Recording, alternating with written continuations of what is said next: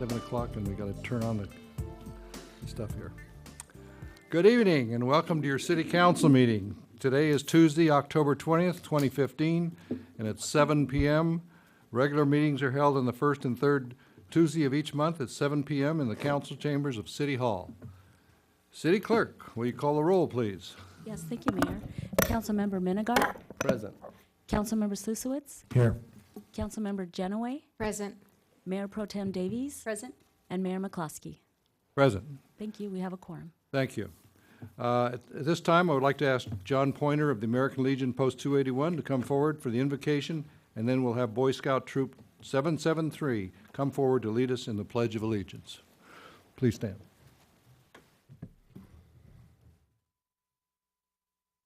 God, give us the power to believe in ourselves and in what we can do and in what we can be and in what we are. May the grace of God be with us all. Amen. Amen. Thank you, John.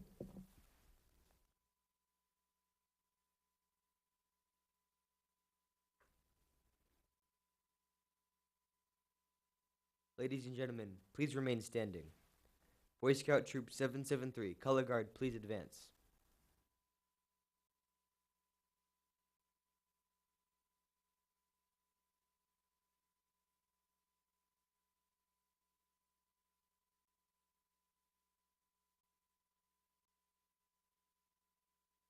Place your right hand over your heart. Those in uniform, please salute. Please join us in the Pledge of Allegiance to our nation's flag. I pledge allegiance to the flag of the United States of America and to the republic for which it stands, one nation under God, indivisible, with liberty and justice for all. 2. Audience, you may be seated. Okay. Don't go away.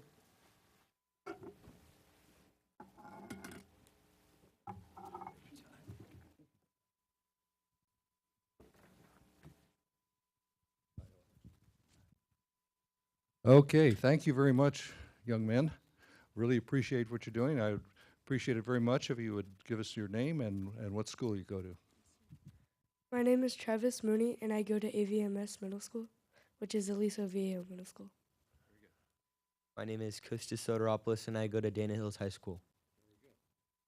My name is Kevin Vu, and I go to AVMS, and it's Aliso Viejo Middle School. Thank you very much. And is there anybody here who wants to take the official photograph? Here we go.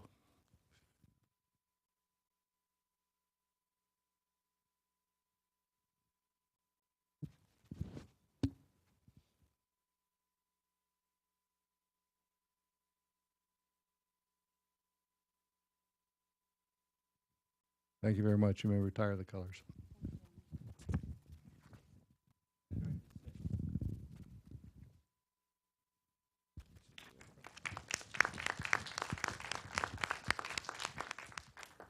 Okay, I guess we can go up.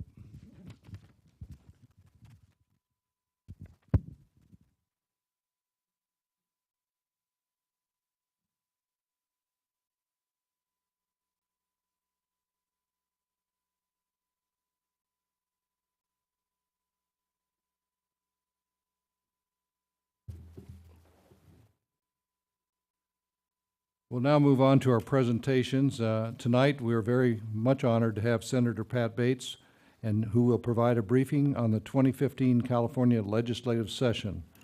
And at this time, I would like to ask Senator Bates to come forward for the presentation.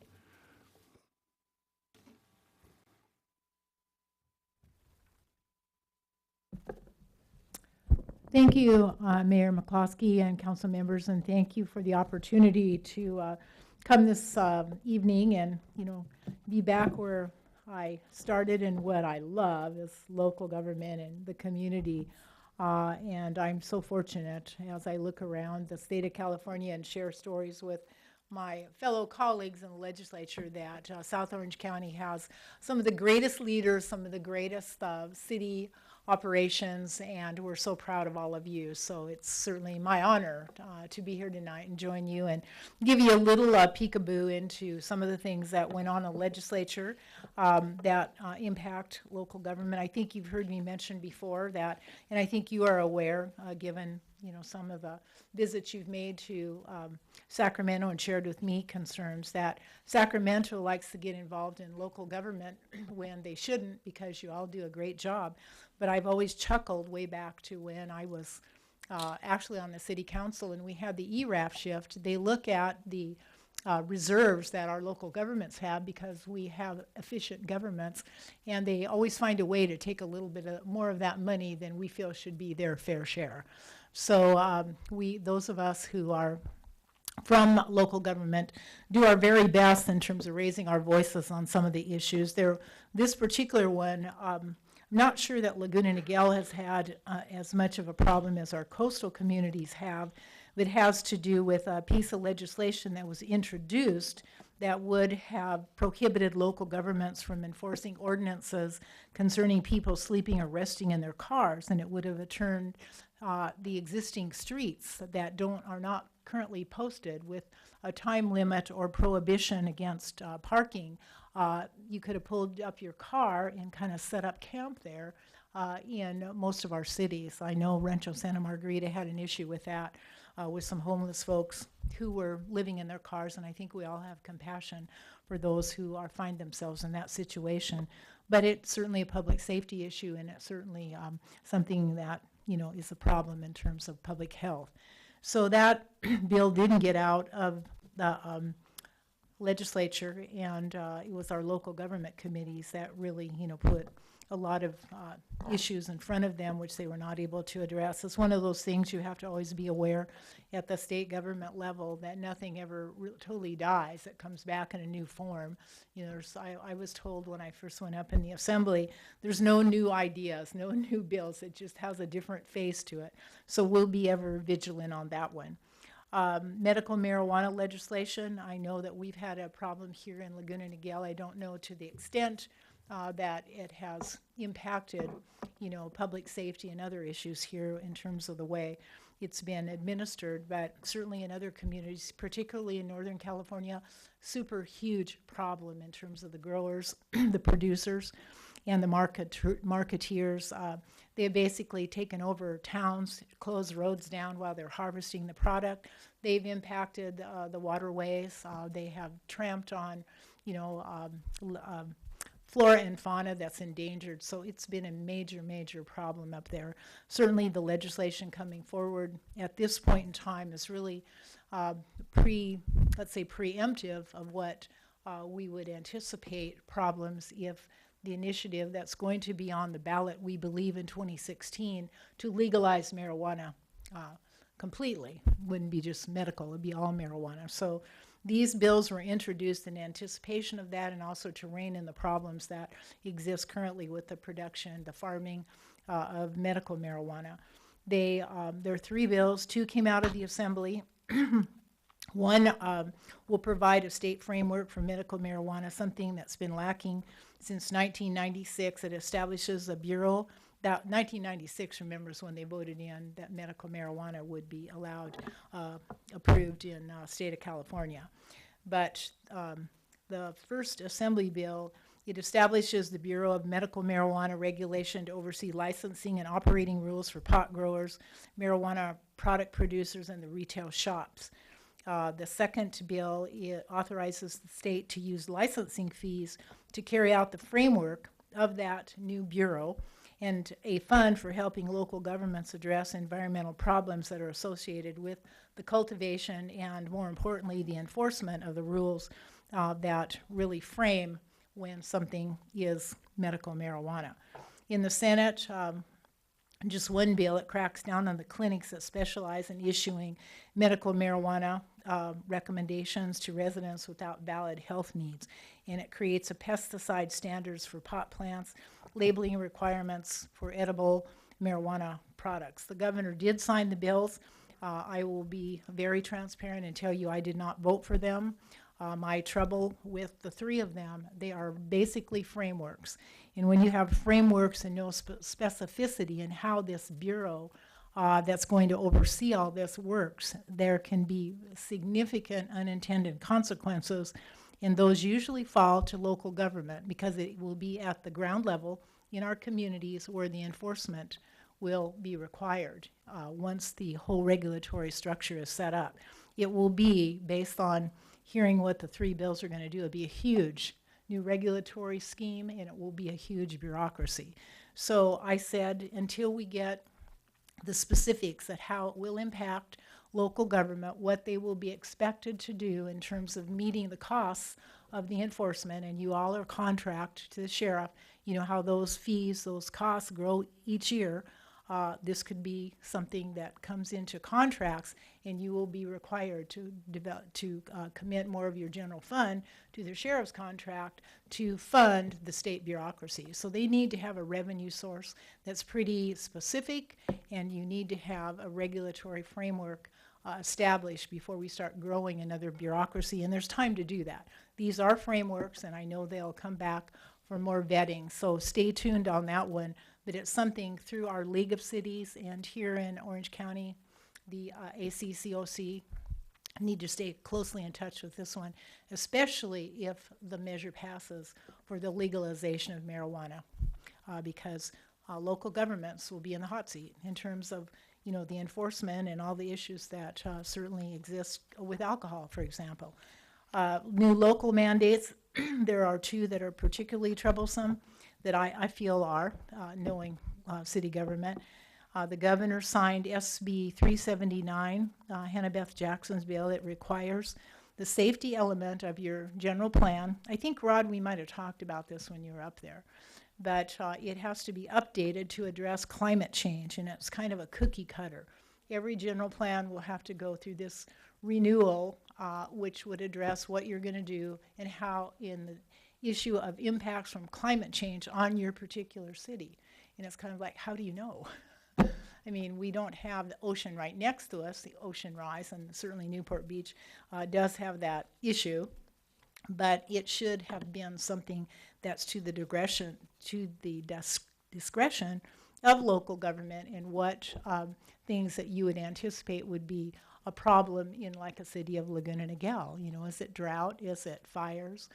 Whatever. And this is cookie cutter once again. Everyone will have to have this element in their general plan. And frankly, there was not a specific timeline, but if your general plan was just completed, do you have to go back and redo it? And again, the implementation regulations that go along with the laws were not specific. So that's something for, obviously, planning directors to pay attention to. But we all know when we redo our general plans, it's not inexpensive. So again, another mandate that's costly on local governments. Another item, piece of legislation that's approved by the governor, he signed it, it places a cap on the parking ratios that local governments may impose on affordable housing projects. So your current parking standard, you know, so many parking spaces to each dwelling unit. If you have a density bonus in that project, which is providing affordable housing, the developer determines what parking he will provide. So unless you have a parking study that is not less, I think, than 3 or 4 years old.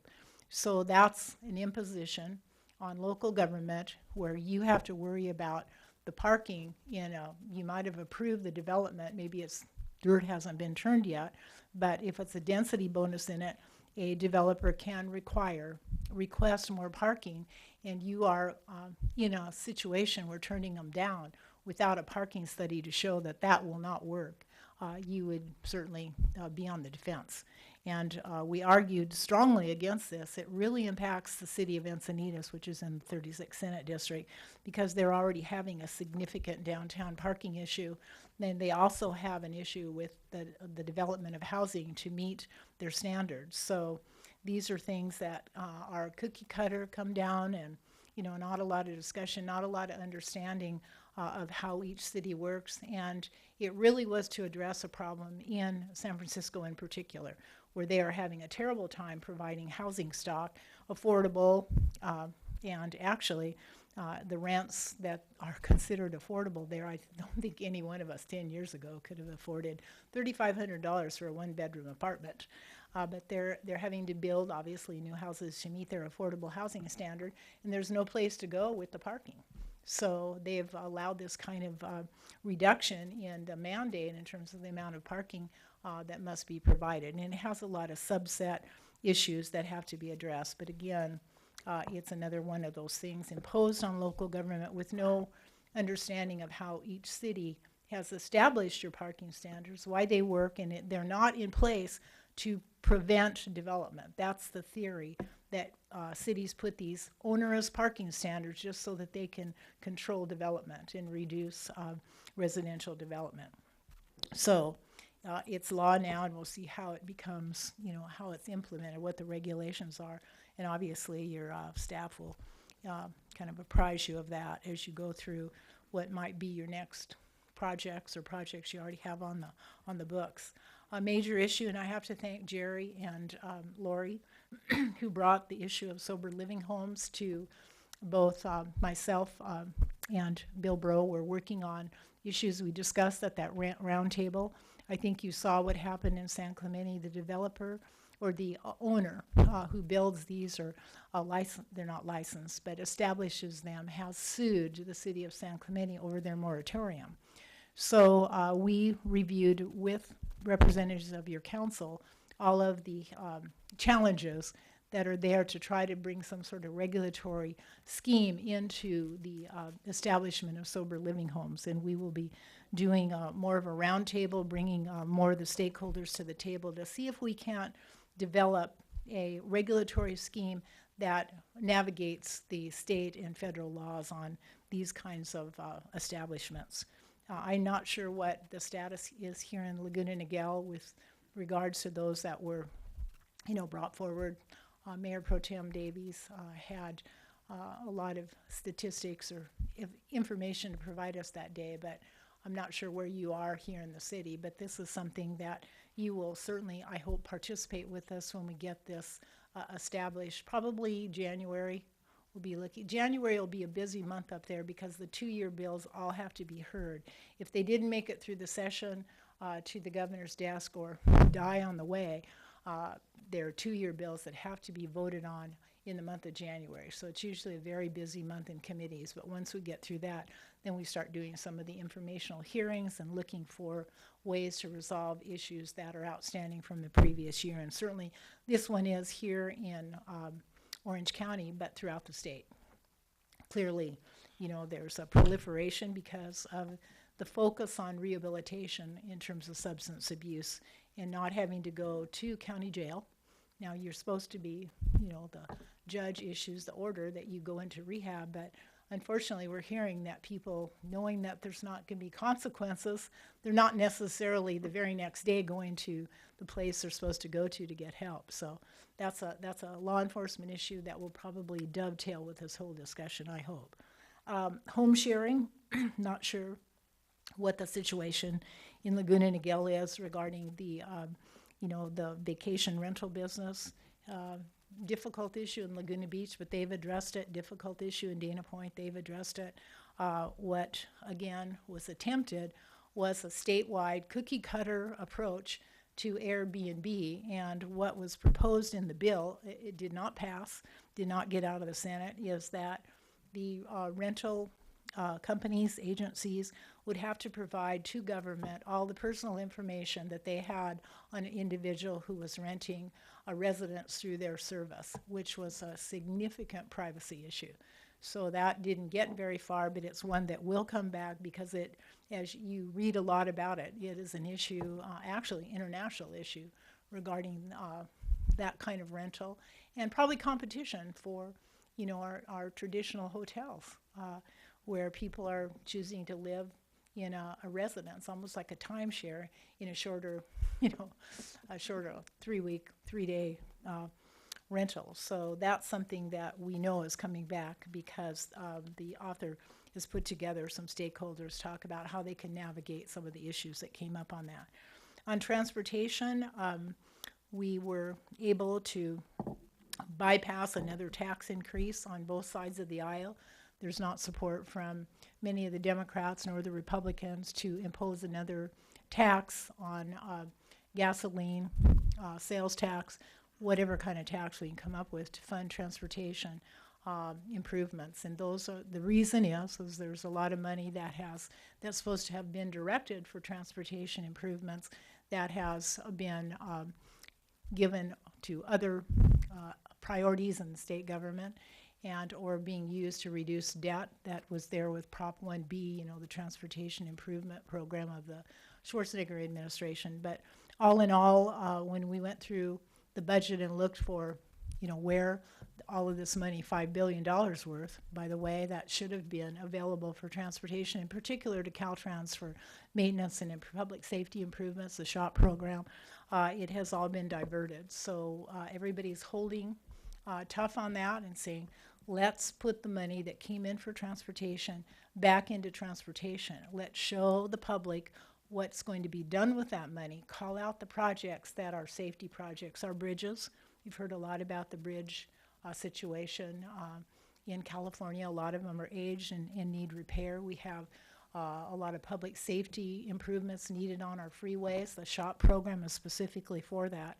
So we want that money directed to those projects. And then I think like Measure M, which we were able to extend the sales tax here in Orange County because we had a booklet of projects that money was going to go for. People supported it. But you can't just go out and say, give me more, and then we don't know where it's going to go, and then 2 years later we need more, and you find out it's going for projects that were never intended to be funded with tax dollars that were intended for transportation. So that is an ongoing discussion in the Capitol. I'm on the Transportation Committee, and I was put on the Special Session Transportation Committee. It was reduced to a conference committee over the interim. They've only had 1 or 2 hearings, and it's still general in nature, and I've not been able to participate. It's had a lot of assignments in the district. But it will kick in again in January, and hopefully we'll come up with a plan that is something that we're all comfortable with, and then we'll be bringing out to the local governments. So that's kind of a quick thumbnail on everything that went on for 9 months up there. And hopefully, you have been briefed through ACCOC and your city staff on, the myriad of other issues that come before us. On the fire authority, that is something you all did a super job in presentation on that. It's, again, in a study committee. Senator Hertzberg was in my office today, as a matter of fact, gathering information to determine next steps. I do think he's particularly moved by the fact that with the original proposal, you are basically upending JPA traditional law, and he's not comfortable doing that. But he does believe we need to work together and find something that's a little more wieldy. And I understand, Jerry, I was talking to Gene Hernandez. He's the chair, and he explained some of the things that you have streamlined, better committee input. The meetings, he said, we're out of there by 8:30, and I said, hallelujah. I remember being there till midnight when I was on the board on some of them. Those were long, long meetings. So I think there's a very good base to be able to bring some sort of a compromise that serves everybody, including the union folks who are discouraged, at least last year, because things move so slowly. So hopefully we'll come out on the right side with that. So that's all I have in terms of the ledge update, but what I do have is something that languished. Have to share with you a little lapse in when I was on the Board of Supervisors. We developed these beautiful plaques to distribute to our cities in the County of Orange, in the 5th District, to celebrate the 125th birthday of Orange County. And so tried with my cities to point out something in each city that was kind of iconic, and I think we have the Botanical Preserve here, which goes back to, before cityhood. It's not 100 years old, but anyway, something that was a little older than just our city halls, and each city tried to get something representative. And then over here's a list of all the historical sites and the iconic features of the 5th District. Well, when they were moving me out very quickly after the election in November, my staff was working overtime to box up all the stuff. Well, these got put in a box and shipped somewhere for the last, what would it be, almost a year, because we were unpacking when we finally got the new office, got it ready, and we're having an open house tomorrow. And lo and behold, here's a box of the great plaques, and it's compliments of Supervisor Patricia Bates. So I'm here tonight to present it to you under a different name, Senator Patricia Bates. And I don't think I told Lisa I better let her know that this is not to try to say I'm still a supervisor, no, but I thought it would be really sad not to get them distributed Come on and up, admit Pat. our little Photo op. photo op. Give it to the mayor here. Yeah, we've heard about it. Now we get to see one. Yes. There you go.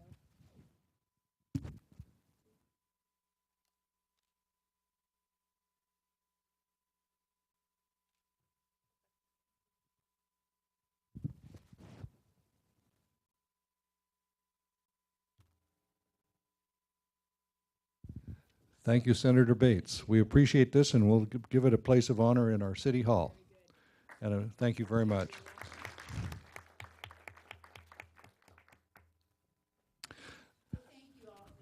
Do, and great job. Appreciate the opportunity, and it's truly an honor. And have to mention, I was at an event the other evening where Lori was awarded for her participation in the Women's Leadership Group as the Alumni of the Year. So I was supposed to be bringing your certificate tonight, Lori. It's still in production. But I'll be back. Okay. Okay, thank you, Senator Bates. You've given us a lot to think about, and of course, our staff will be keeping track of all these changes up in Sacramento. I know they affect us, and we're going to do our best to live with all this stuff and try to get our opinions out as best we can. I know we've been up to Sacramento to meet with you, and you've been very effective in furthering our interests, and we appreciate that very much. I am now going to exercise my privilege as mayor to move the agenda about a little bit. I'm going to take city manager item number 1, which is a historic review of city council agenda items, and move it up to the next item. But I want to make, I guess, a pro forma announcement here.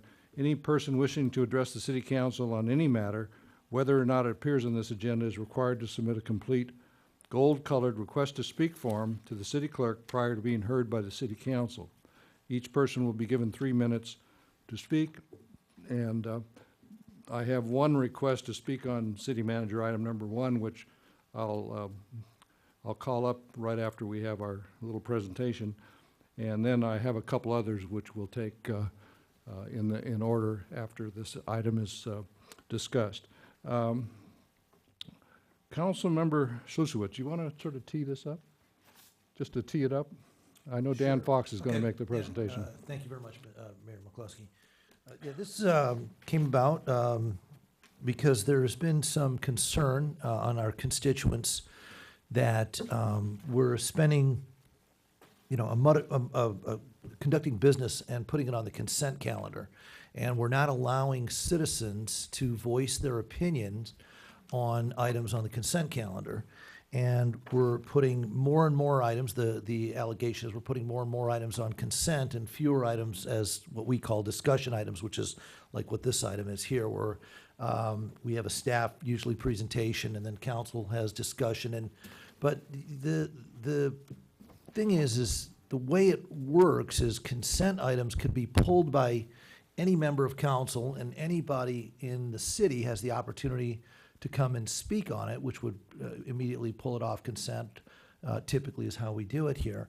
So, I've been elected 3 years now, and as someone who's not a politico, who's really, more or less a volunteer of my time, this really concerned me. This was something I took very seriously and thought, geez, if we're doing something as a council that's different than in years past, and the city has changed in terms of how many items we put on consent versus how many items we have a discussion, then we better take a look at it and make sure we're following historical protocol. And we all serve on different county boards and some on different associations, et cetera. It seemed like we were doing everything right. So what I did with the mayor is we directed staff to go back 25 plus years, because that's how old the city is, take a look at each and every agenda that we've had for the entire term. You know, there's 2 meetings a month, 12 meetings a year, so, you know, shouldn't be a whole lot of data, about 500, you know, pieces of data, and do the study. So that's what we've done, because I want to put to rest how we do business as a city and make sure that the citizens are well represented, that we are allowing our citizens to voice their opinion to us as a council. And what I like to do is just make sure that we're doing it right. So there we go. That's teeing it up. Okay, thank you very much. And Dan, I understand you were the point man on this and putting together all this data, so why don't you give us an update? Well, thank you, Mayor McCloskey and members of the City Council. Councilmember Slusowitz summed it up very, very nicely. I don't know if I can add a whole lot more, but I also want to give my thanks to our city clerk, Eileen Gomez, who also did a lot of the heavy lifting and reviewing all of the agendas for the last 25 years. But as pointed out, you know, the use of the consent calendar is very, very common among cities, counties, and other agencies.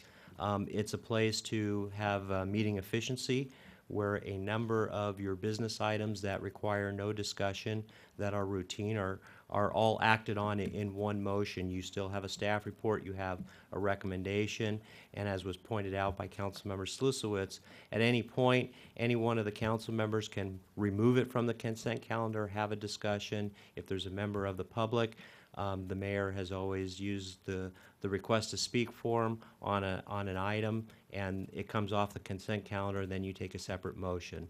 So from a transparency, it's really about meeting efficiency. There's nothing, you know, that goes on behind the scenes. You see you get to read all the reports, you know, each meeting that we produce. Also, the types of items that are on there historically have not changed. So nothing in kind of the past couple of years has really changed at all regarding what items are on the consent calendar and what's not. In looking at least in the general statistics that we provided in your staff report, the consent calendar at its probably lowest, about 59% of the business items were on the consent, and that was shortly after incorporation, when everything was brand new and a lot of items needed to be taken care of. The kind of the highest amount of consent on a percentage basis was about 85.4%, and that was in 1998. So kind of, you know, almost 10 years into the city, things were running smooth. You had higher percentage items of consent calendar, and they varied throughout the years depending on what was before the council. You had everything from minutes to warrant and payroll registers, to contracts, agreements, even the City Hall construction project, which I think in one night and one item there was $18 million worth of construction projects that were awarded. That was on the consent calendar. Each year the sheriff's contract is on the consent calendar.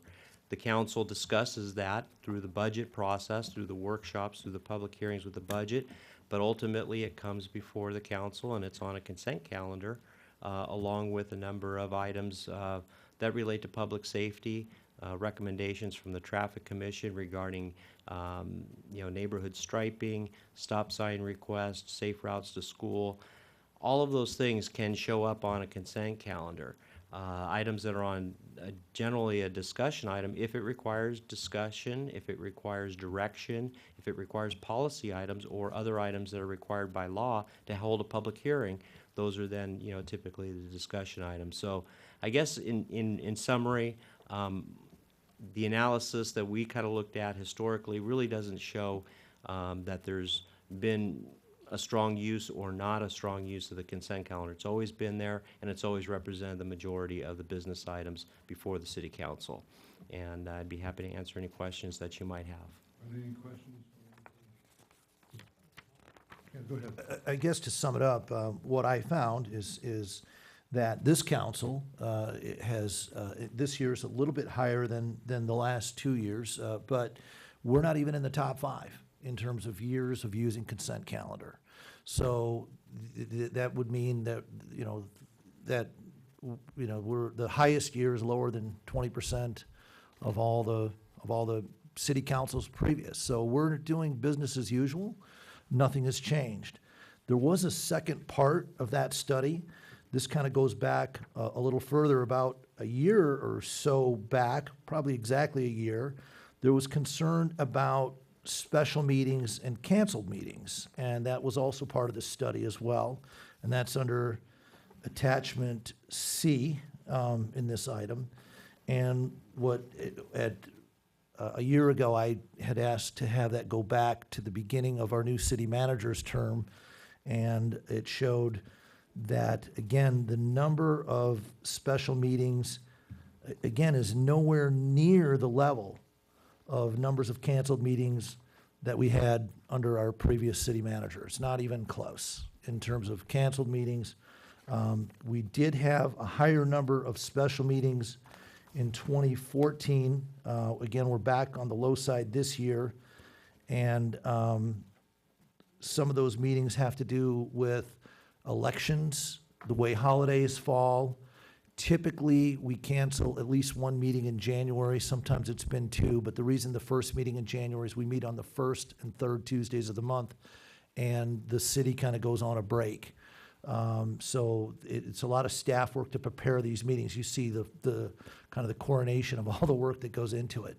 So I feel very, very comfortable because, again, some of our commissions have had questions. The last finance committee, there were questions about, the IBNA committee. There was questions about consent, and I know that this canceled meeting thing was a concern. But we're nowhere near the level of canceled meetings. We're nowhere near the level of special meetings. We're nowhere near the level of items on consent. So I think that the city government, our council, and our staff who puts the agendas together is doing business as usual, and in many cases better than business as usual, certainly when you look back historically at our predecessors. Thank you. Thank you very much for your comments. I also sort of participated with Councilmember Sluszewicz in getting this thing going, and because I had heard that maybe people were thinking that we were doing things in a way that wasn't transparent to the public, and I'm coming away with this feeling that we are as transparent or more transparent than ever. I am on other boards, the Fire Authority, for example. Without a consent calendar, we'd be there all night because we have 26 members. But the point being is that it has a budget that's far in excess of this one, and 1,500 employees or plus. And we use the consent calendar to really get through the business of the organization. But that does not mean that we aren't all looking at this stuff very, very carefully. Here's our staff report just for this meeting. And I'll tell you, every one of us has gone through this. We are elected to do this. And we go through this. We have meetings with staff. We go through every item. And to a certain extent, we're nitpicky. And there are little things that we're catching or trying to catch. Actually, the staff is very good. So I personally am very gratified by the results of this survey. And I think that for the purposes of transparency, we don't have to apologize to anyone. I have one request to speak on this item from Mr. Robert Ming.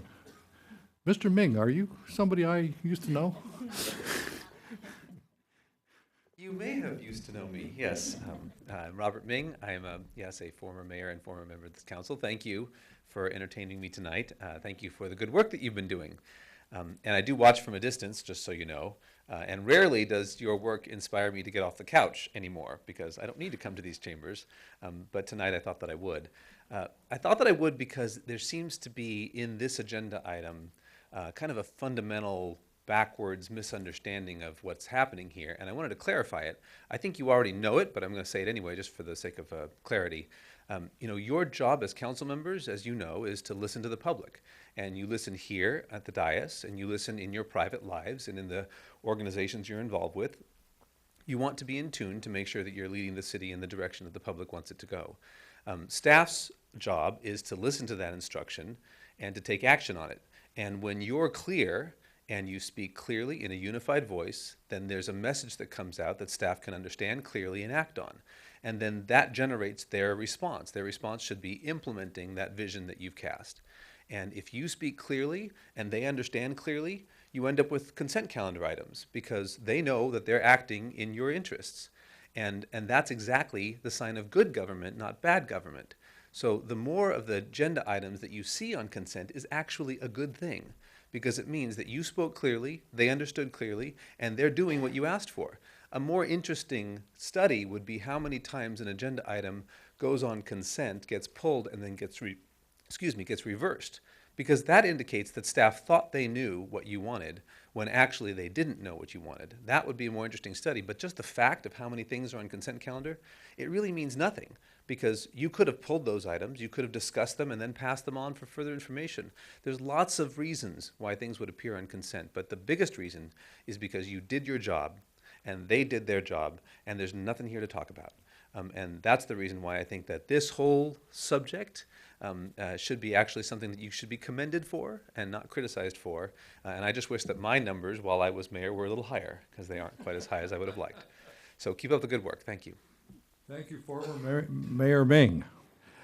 Okay, I have 2 requests to speak on non-agenda items, and I'm going to call those up right now. Jerry Cosgrove, please come forward. Good evening, Mr. Cosgrove. Good evening. You have 3 minutes of uninterrupted time. Great. I am Jerry Cosgrove. I'm a resident of Laguna Niguel, living at 30721 Fairgreens West, and have been a resident for 3 years. We moved from 3 years ago from Huntington Beach.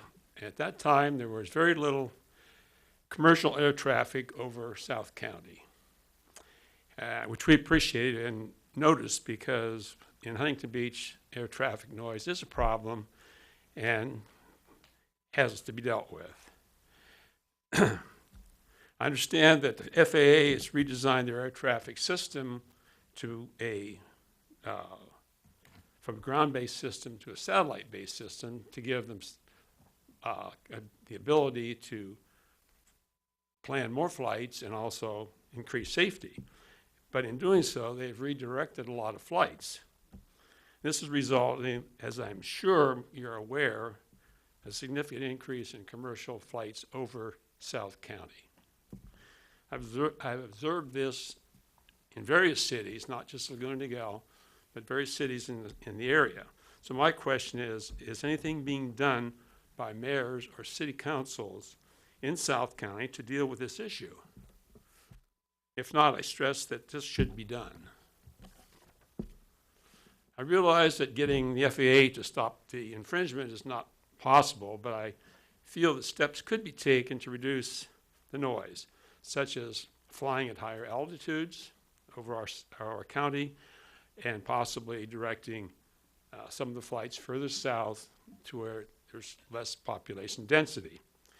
Getting any concession would require a consortium of cities in the area to address this issue with the FAA, and I realize that would be a difficult issue to resolve, but I feel that this will become a larger issue in the future as more flights become scheduled, unless our concerns are addressed.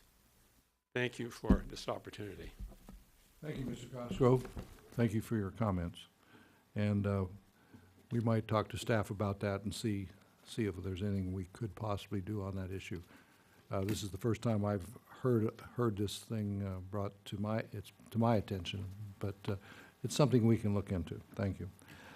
Janice Kraus, or is that Janice? Yeah, Janice Kraus.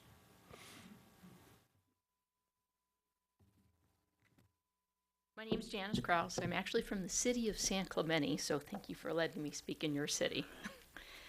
I don't think anybody here is aware, but Laguna Niguel Lake, there's a leaseholder that was stocking the lake in Laguna Niguel Regional Park with trout for the last 15 years. He had a 20-year lease with 5-year lease increments.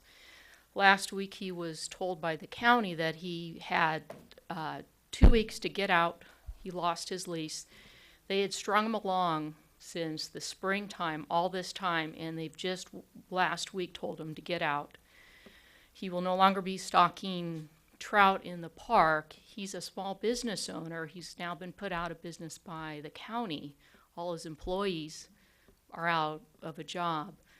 I was there Friday fishing, and 2 young men, probably 16, 17 years old, came to apply for the trout season. They have no job to apply to. And he's in the process of selling off everything. He's donating all the boats and everything. He's sold off pretty much everything, so he's not going to be there anymore. I've fished that lake for well over 10 years, and what I see is on the weekends during the trout season, because he's putting in trout up to 15 pounds. There's people that when the park opens at 6 a.m., 60 to 100 plus cars in line at 6 a.m., but they've gotten there at 4 a.m. and they're coming from over 2 hours away. And what usually they do is the restaurants that are open in the morning that early, they're, the 4 and 5 people in the car are eating at the area restaurants here in this city. You're going to lose that sales tax revenue.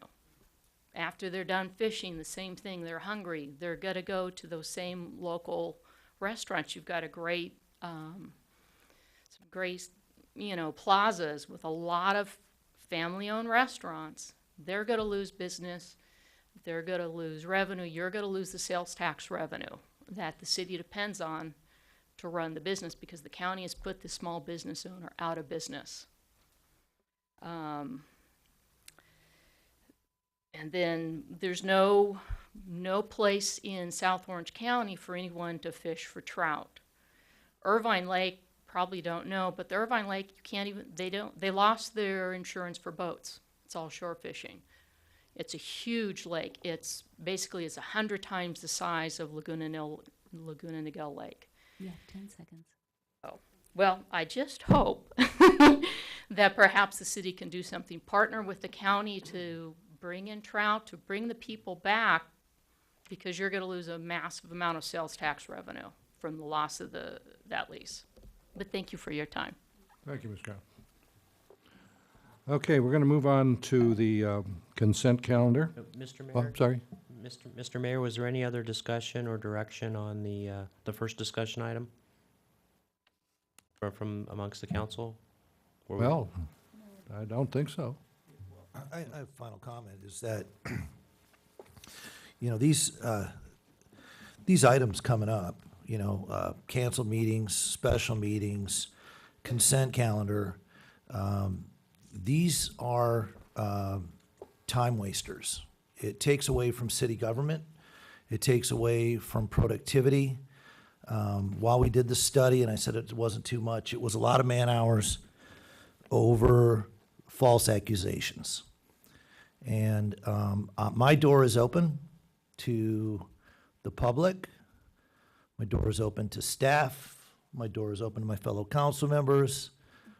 My suggestion is, if there's going to be the new thing, I would say a year ago it was special meetings. This year was consent calendar. It proliferated through our committees and commissions.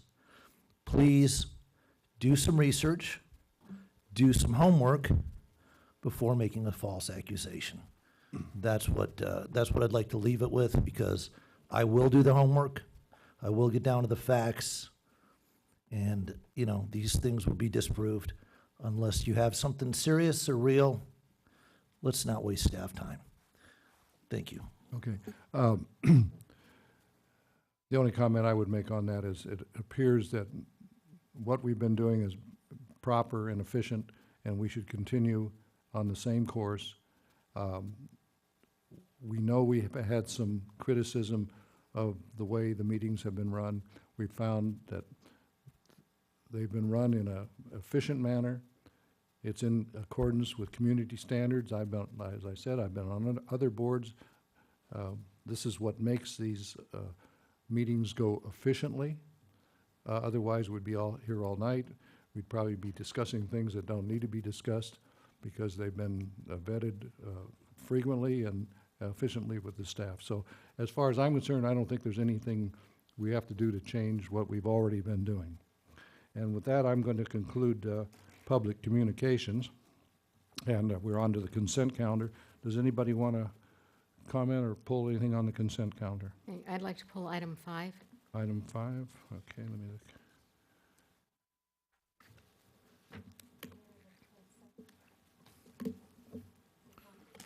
Okay, Lori? And Mayor, I'd like to comment on 5 as a second person.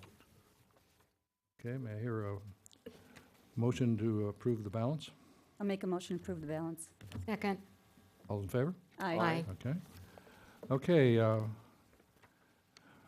Councilwoman Genoway, on item number 5, agreement with Xanadu Service Station, Inc. to provide janitorial service at Crown Valley Park and neighborhood parks, public restrooms, and facilities. Okay, this item is for the neighborhood park restroom facilities. Does this include the skate park?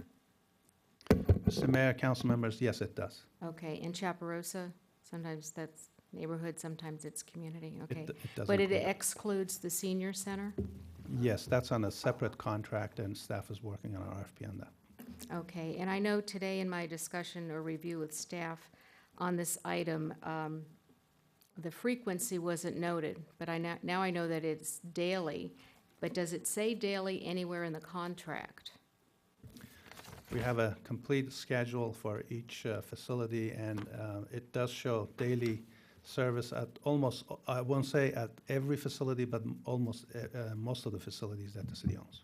Okay, and that schedule's part of the contract? Yes, it is. Okay, great, thank you. Councilmember Szosowicz. Thank you very much, Mr. Mayor. I want to make this comment in a positive fashion, but if you pay attention, you'll notice that it's critical of the past. Nasser Abizadeh, who's been with us as our Public Works Director for 5 months, has done an exceptional job of getting these contracts up to speed. Every meeting, it seems like, he's finding a contract, in this case, that expired March 1st, 2012, which is 3.5 years ago, and getting it brought up. We are a contract city, which means we look to not hire employees that work for Laguna Niguel, but go outside to get the best deal. And these contracts are generally for a term. Sometimes they have renewals in them, but it's to try to get us the best deal and to keep our current contractors with their pencil sharp. So if you'll notice, this was expired March 1st, 2012, and they were charging us $115,248. The new contract with Xanadu Service, should my council approve this, is for $101,640, a savings of $14,000 per year. And if you do a little math times 3.5 years, that's almost $50,000 in savings.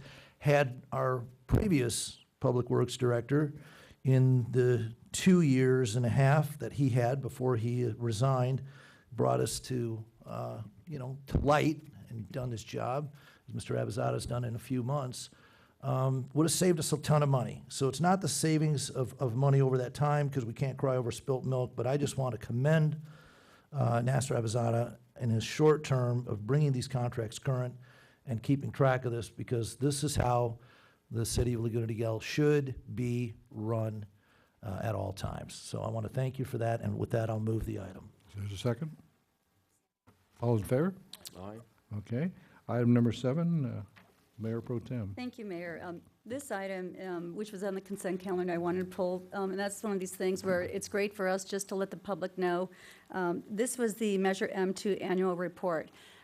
When we're talking about transportation and where our funds are going, as Senator Bates said, unfortunately, the state tends to misuse our taxes. However, with M2, Measure 2, we as Orange County voters voted for this in 2006. And the great thing about this is we actually did take these taxes and put them where they're supposed to go. And I just wanted to let you know what we're getting as a city towards Measure 2, and there's more, but we had for Crown Valley Park, Tier 2 improvements, $253,000 came from your taxes to go to that. Oso Creek multi-use trail project, and that's the one that's on Forbes, and we're finishing up. That should be finished up in the next few months, I'm hoping by the end of the year. $527,000 of the taxes went to help with that project.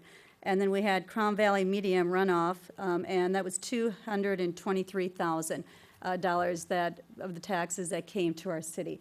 So it shows you that when you do it right, like we did with Measure 1 and Measure 2, and we show the citizens that we're taking their taxes and we're putting it where it counts at the local level, that we'll continue to do this. I just hope that perhaps the state can start looking at what we do as a county and get on board. Thank you. Thank you. Would you like to move that item? I make a motion to move the item. Is there a second? All those in favor? Aye. Aye. Aye. Okay, next we're going to have city manager item number 2. We've already discussed item number 1, and that is the allocation of city community services, cultural arts, after-school and special events grant funds. Dan, can we have the staff report? Good evening, Mayor McCloskey and members of the City Council. Each year, the City Council budget is for our community services, cultural arts, after-school, and special event grants. This is the Council's way of recognizing the importance of the human service hours, the volunteerism, and the programs that serve the community. This year, we had 20 applications with a funding request of over $82,000. That's an increase from last year where we had 14 applications and a funding request of about $63,000. Obviously, not every application can be approved, and certainly not every application can receive full funding. But it does show that there's definitely an interest and a need here in the community for these types of programs. The Mayor Pro Tem Davies and Councilmember Slusowitz sat on the grants ad hoc committee that was appointed by the City Council. They reviewed all of the applications, made their recommendations, which are before you in the staff report. In your red folder, there is one correction that highlighted the summary of those allocations. The attachment A, which is also part of the staff report, is correct and has the complete listing of the recommendations that are before you. So with that, staff is recommending that you approve the grant allocations as presented. Be happy to answer any questions that you might have. Thank you, Dan. Are there any questions on this? I do have a question. Okay. Go ahead. Dan, my question is, I see that you're incorporating Mission Lutheran Church's $1,000 request. At the end, the total is the same, $29,000? Because I saw some of the numbers are adjusted. One of them is for the Girls Support Network, and the other one is for Beach Cities outlets.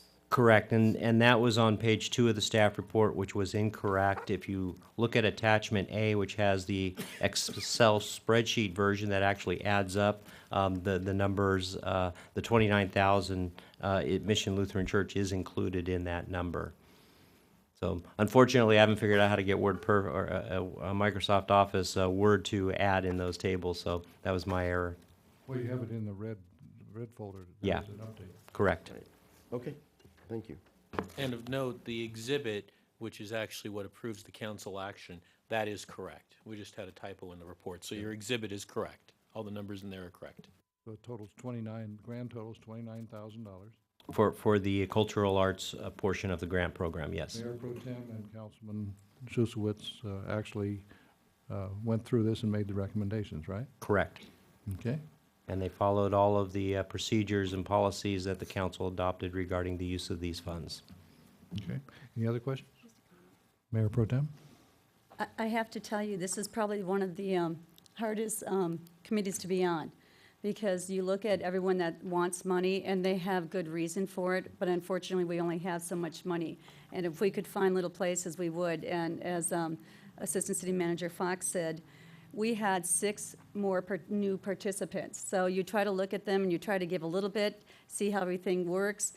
So it's difficult, but you know, I'm grateful we have some great associations and clubs, and our community is all about volunteering, so it's great to be able to do that, but I just want you to know it's probably one of the toughest things we have to do, and I appreciate the help along with that with Councilmember Slushwitz. Thank you. Okay. The recommendation is that we allocate community services, cultural arts, after-school and special event grant funds as recommended by the Ad hoc Grants Subcommittee. We approve the transfer of an existing appropriation of $7,000 from the after-school grants program account to the community services cultural arts grant program account, and we waive the facility use fees up to $3,500 for the Laguna Niguel Community Theater 2016 summer production at the Sea Country Senior and Community Center. I hear a motion of that. So moved. Is there a second? Second. All those in favor?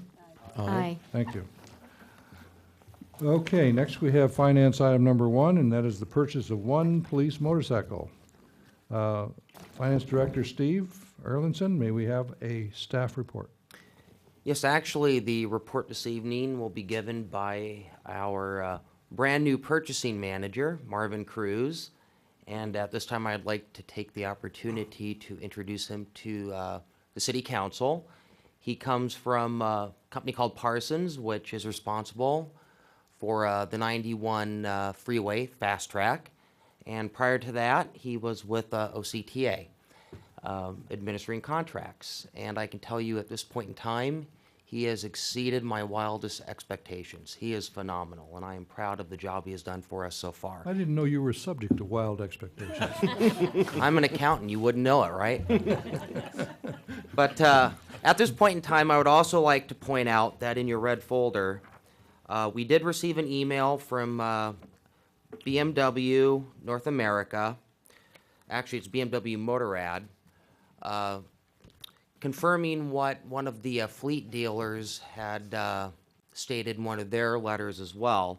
In the staff report, we had mentioned that we had contacted them, spoke to them verbally, had requested an email, but had not received any written verification from them. Well, that written verification came in at 11 a.m. this morning. So it's in written form now. It's been verified in writing. And just wanted to bring that to your attention. And at this point, I will let Marvin discuss the purchase of the motorcycle. Thank you, Steve, for that introduction. Good evening, Mayor McCloskey and the members of the City Council.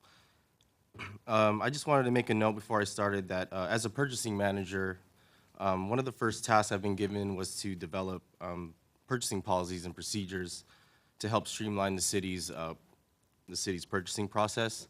Just like to inform City Council that these policies are currently being drafted and should be ready for review in the next few months. The agenda item that staff has prepared this evening for City Council's approval is the purchase of a new BMW police motorcycle. Currently, the city has a 2013 BMW police motorcycle that is over 85,000 miles.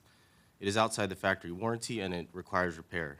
Staff received bids from 3 Southern California BMW dealers as well as 2 online out-of-state bids. We've also solicited bids from 2 additional out-of-state dealers. However, those dealers were non-responsive. Out of the 5 bids, the 2 out-of-state bids were actually higher than the 3 bids received from the Southern California BMW motorcycle dealers. And based on the motorcycle specifications provided by Police Services, the lowest bid submitted was from Irv Seaver Motorcycles. And as Steve mentioned earlier, we did explore the possibility of purchasing the BMW police motorcycle from a fleet dealer. However, they wouldn't be able to purchase from BMW directly, and we confirmed that over the telephone with BMW North America. And again, in your red folder, the email that states and confirms this information. Therefore, the staff is recommending that City Council authorize the city manager to issue a purchase order to Irv Seaver's motorcycle for the amount of $29,546.39, as well as authorize the disposal of the 2013 BMW police motorcycle through the sealed bid process. Okay. Do we have any comments? Yes, go ahead. Oh. Thank you, Mayor. Thank you very much for your report, and thank you for coming up with some policies and procedures much needed for various departments, especially in purchasing for the city. So I look forward to those coming online. I just have a question on the disposal, Part B, through the sealed bid process. Is that open to the public, or is it just to dealers? I mean, how is that, how is that advertised? How is it done? Just as an educational question only. That's actually open to the public, and usually it's done through city staff. We've done that in the past. I think the last vehicle we did it with was actually a Parks and Recreation truck, if I'm not mistaken, over at Crown Valley Community Park. Where do you advertise it, though? It's been advertised in the Penny Saver. I'm trying to think of other local publications that we've advertised it in, but I know we do advertise in the local Penny Saver ad. Craigslist? Have we tried Craigslist? I don't think we've ever tried Craigslist to my knowledge. It's really Usually cheap, it was 25 bucks, done, I I think. believe, department specific, but I think we're gonna be handling the disposal of the vehicles or this motorcycle as well. And we can surely attempt Craigslist and any other kind of social media to get the word out. Mayor Pro Tem? That was pretty much it. It goes out to auction, and then the funds go to general funds, back to the city. That is correct. And you might want to ask your wife about buying that.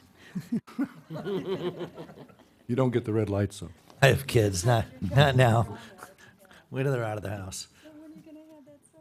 Okay, we have a recommendation that we authorize the city manager to issue a purchase order not to exceed the amount of $29,546.39 to Herb Seaver Motorcycles for the purchase of one new BMW police motorcycle, and authorize the disposal of the 2013 BMW police motorcycle through the sealed bid process. I'll make a motion to move.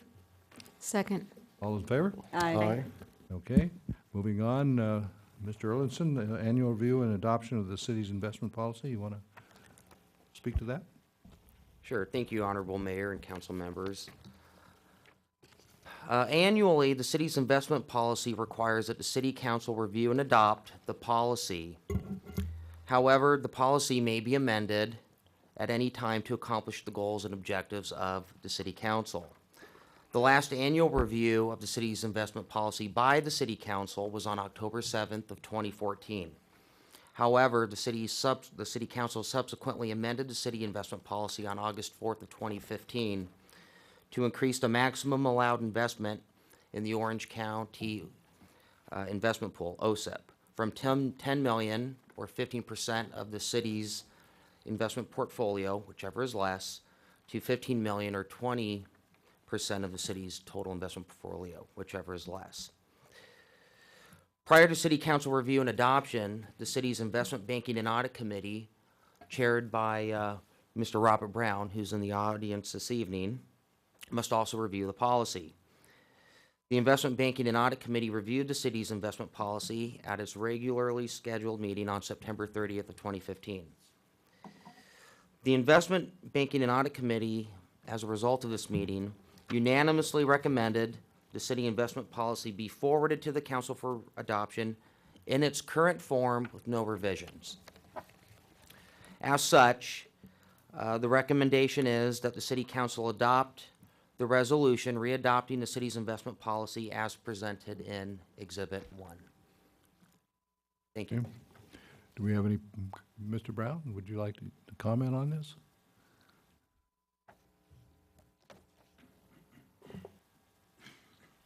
Thank you, Mr. Mayor, Honorable Mayor McCloskey, Honorable council members, city staff.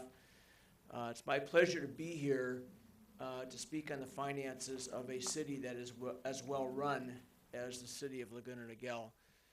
The document that you will adopt tonight, or that is on the agenda, as you all know, is designed to provide both discipline and accountability in balancing the three most important objectives of the city in its investment activities, which is balancing safety, liquidity, and return on investments.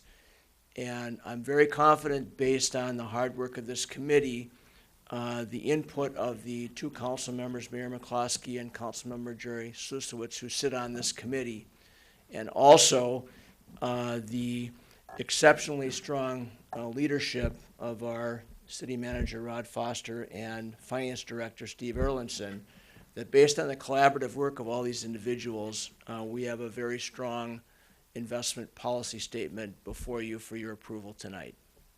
Thank you very much for your Thank you. comments. And your service is very much appreciated. Thank you.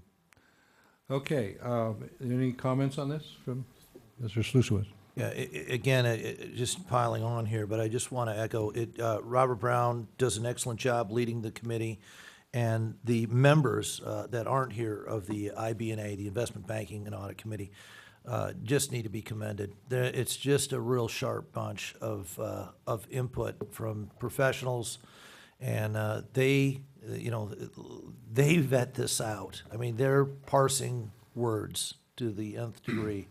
And we're lucky to have volunteers like Bob Brown and his team. All of them need to be commended on the exactness and on the discipline that they apply to this. So with that, I'll make a motion to adopt the city's investment policy, which is Resolution 2015, readopting the city investment policy, presented in Exhibit 1. Okay. I'll second it. Okay, all those in favor? Aye. Aye. Okay, very good. Okay, we're going to move on to council reports. And let's start with Mr. Minigar. Well, the only item I have is last night I attended the Capo Unified School District Special College Fair at Aliso Niguel High School. And kudos go to the Board of Trustees of Capo Unified School District and the staff of Aliso Niguel High School. They did a very superb job. I mean, from Harvard University to Yale to Duke to Temple. Franklin University came from Switzerland all the way from Europe, and a lot of other universities were there, and I was very impressed with the quality and the content of all the schools that are trying to educate the future generation of our beautiful city and the neighboring cities in this area within the Unified School District. So they did a very good job, and I talked to quite a few parents and students, and everybody was very happy that, you know, just next door to our beautiful city, people could just drive within 10 minutes and go and talk to reps from Temple, from, you know, Duke, from, West Point, from all different schools, and obviously a lot of California schools, UCLA, UC Berkeley, UC San Diego, and, you know, a lot of other colleges were also there. Depending upon the taste and preference of students and parents, they could go and talk to them. So I think at the end, I give high kudos to the Unified School District for doing a superb job. Thank you very much. Councilmember Suswitz. Thank you, Mayor McCluskey.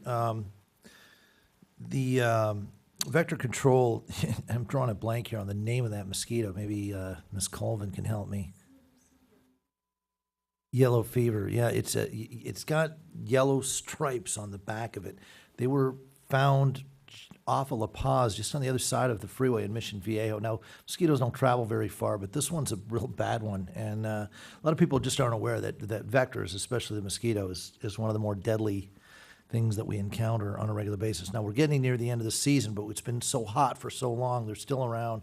And this new find is just very disappointing because it comes with it a whole new set of diseases that it can carry. So if anyone sees a mosquito with yellow stripes, please call Vector Control. I want to thank, again, Nasser Abazana and Chief Barr. We met separately and together at Moulton Elementary School with Principal Jackie Campbell. They, if you recall, we had the traffic flow patterns for the different schools, and she wanted more city input, and they volunteered their time to come down there and work with her, and they've come up with some ideas, and they're going to work together, and they're going to go through traffic, and then that'll all come back to us. But I just want to really appreciate our staff and our sheriff's department for all they do, and for anyone in the city that needs something, and we've got a staff that's willing to come out and help you brainstorm and help. So with that, I'll pass it on. Thank you, Mayor. Thank you. Okay, well, last Tuesday evening, we launched the Laguna Niguel Junior Civic Workshop, and approximately 80 middle schoolers participated. The community room was packed full, standing room only. Many of the parents stayed too, and they were really glad that they did. The 1 hour that we spent with the students and their parents was filled with quite a bit of information, and they all learned a lot about their great city. So the information was presented by Mayor McCloskey, City Manager Foster, and Assistant City Manager Dan Fox. And the participants just kept commenting over and over how much they learned and how much they liked the workshop. So the next one is Tuesday, November 10th at 6:30 in the community room, and online registration is at lnteens.org. So please go online and register so we know how many to expect. Last Friday, we had the Prescription Drug Abuse and Medication Take-Back Program at Sea Country Senior Center. And I'd first of all like to thank the Laguna Niguel Senior Club for allowing us to participate in their October luncheon. Drug abuse, we all know, is a very serious problem nationwide. And the question I posed is, are you your grandchild's supplier and don't even know it? One of our speakers was Dr. Daniel Hedrick, and he's known around the world for his work with addicts, and he has worked with over 17,000 addicts, most of them here in Orange County. And his message was that our society, or as a society, we need to be aware of the cultural messages that our children are living with, and they're becoming desensitized. So that's why we're seeing an increase in drug and alcohol abuse. And he also stated a really interesting fact regarding influence. Grandparents have more influence over their grandchildren regarding decision-making and values than the parents do. And then Nihar Mandavi of The Druggist spoke about the need to dispose of unused medications through a take-back program so that they're properly handled. And a sad fact is that our youth are going into other people's medicine cabinets, parents, grandparents, when they're going to another home, and they're taking the pills. They're taking the medication, and this is part of their parties. And, but, no one's going to notice if a few pills are missing. But when that keeps happening, it does become an addiction problem for the child. And then we also had with us Deputy Darren Bram of the Orange County Sheriff's Department.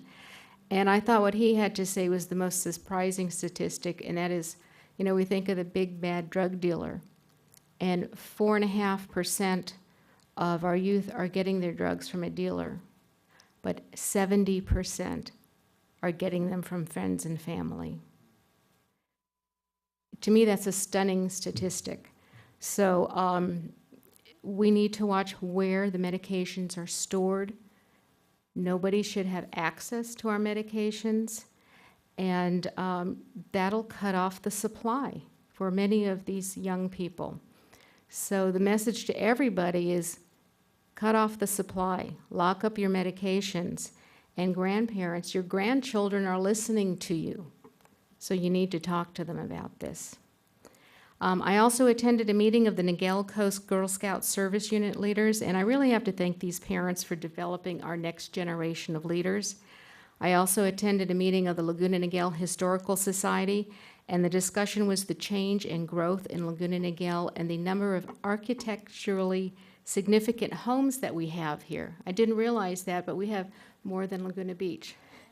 So, and then I also met with some residents who just wanted to sit down and talk with a council member, and I'm always happy to do that. And they had many words of praise for Nasser and for Edgar. So thank you for representing our city well and assisting our residents.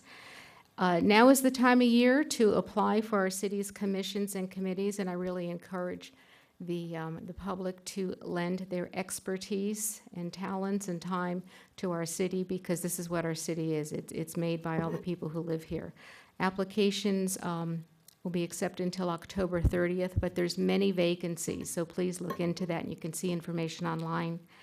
And then our Veterans Day event will be on November 11th at the Sea Country Senior Center. Doors open at 10:30, program starts at 11, and all veterans in attendance will be recognized, and our brownies are busy making handmade cards for them. And in addition to the brownies and Girl Scouts and Boy Scouts, the Freedom Committee of Orange County will be participating.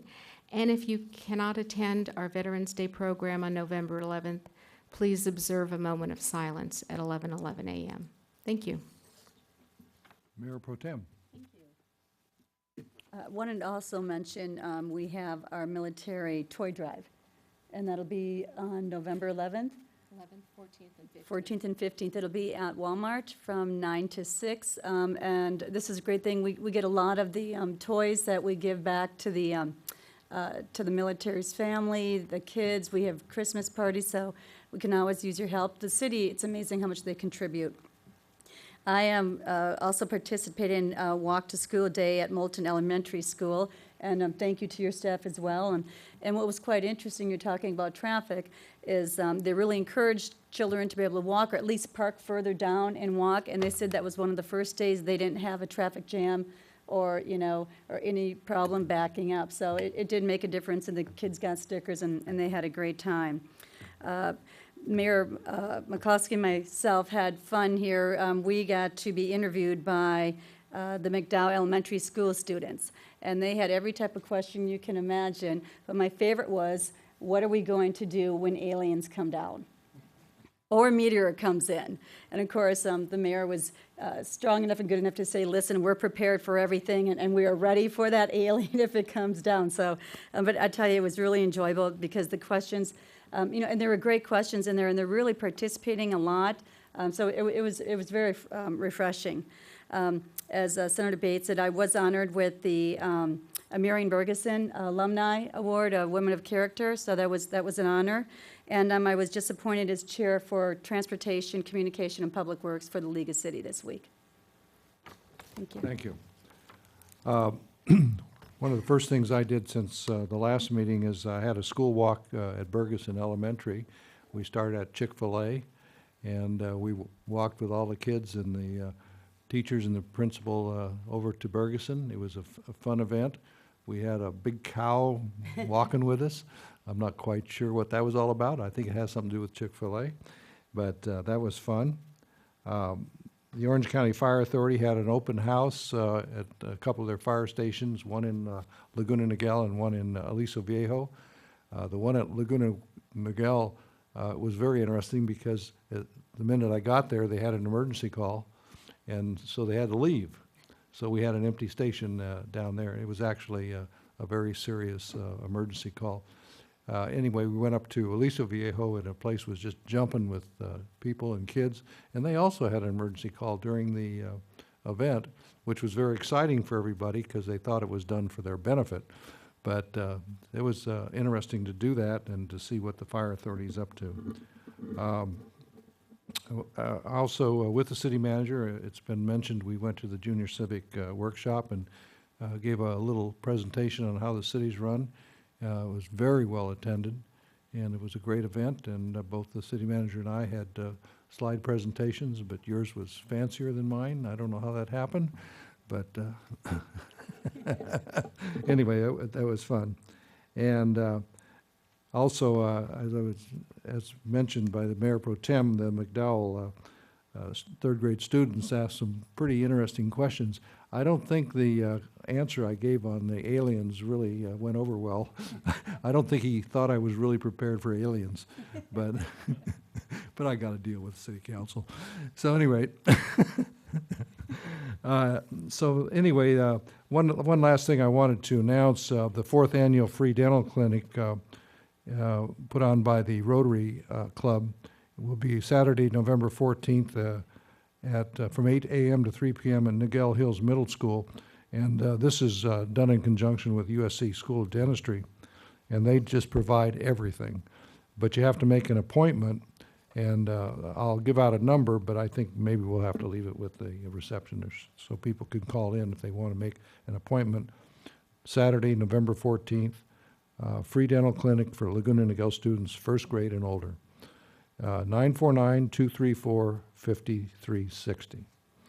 And I think that what we'll do is just go around the horn here. And Chief Barr, you have anything you want to tell us? I do, sir. I also had a good time with the walk to school day. It was quite an event, and the cow was actually quite helpful in herding the children along the sidewalk. Did it have Pictures a looked Did good it have too. a badge? No, but everybody listens to a cow. One of the other things I'd like to point out too is there was a press release that was put out by the Orange County Sheriff's Department earlier this evening. I haven't had a chance to forward it off to you yet, but it's something that I want you to keep an eye out for. The Orange County Sheriff's Department will be graduating one of the first, he is the first single-leg amputee from the Orange County Sheriff's Academy on October 29th. His name is Robert Ram, and he is a correctional services assistant graduating from our academy on the 29th. And one of the things that's not pointed out in the press release is that I won't take anything away from Robert, because everything he's accomplished on his own. But I do want to point out the fact that something in the press release that was missed was the fact that he got his start here in Laguna Niguel as a part-time police intern in police services. He worked for us this year, I think for possibly about 6 months as he was going through the process, the background process with the Orange County Sheriff's Department. Unfortunately, I won't be able to make it to the mayor's dinner on the 29th, but because I'll be going to his graduation. But I do want you to know that you know, the city manager talks a lot about promoting within and the things that have happened here at the city. And again, this is part of that. You know, Robert is an amazing man. And has done amazing things with his life, and he's too young yet to be a deputy sheriff, but I have no doubt that just based on what he's done so far and what we've seen in his perseverance, he'll be probably possibly one of the first deputy sheriffs to graduate from the academy with a prosthetic limb. So. Oh, very good, thank you. Mr. Erlandson, Finance Director. I have nothing to report this evening, Mr. Mayor. Mr. Foster, I will not forget you this time. Terry, you have anything at this moment? Okay. Jeff? Nothing to report, Mayor. Oh, okay. It's your turn. It's your turn to get forgotten. Pauline? I have just two quick things. You all know we're about to start our communications assessment. We've contracted with Tripepi Smith, and interviews have been set with council members, staff members. We have representatives from the Fire Authority, Sheriff's Department, and hopefully the CUSD Molten Niguel Water District as well. Coming to talk to them about their perception of city communications, how they do their communications. Maybe we can learn some things from them. They can learn some things from us. So I'm very, very excited to get that started and looking forward to the end result on that one. The second thing I just want to remind you of is this Friday, the e-newsletter will be published. One of the stories that will be in there is to do with preparing for El Nino. We've all heard about it. We're all hearing, I think the Godzilla of an El Nino is due.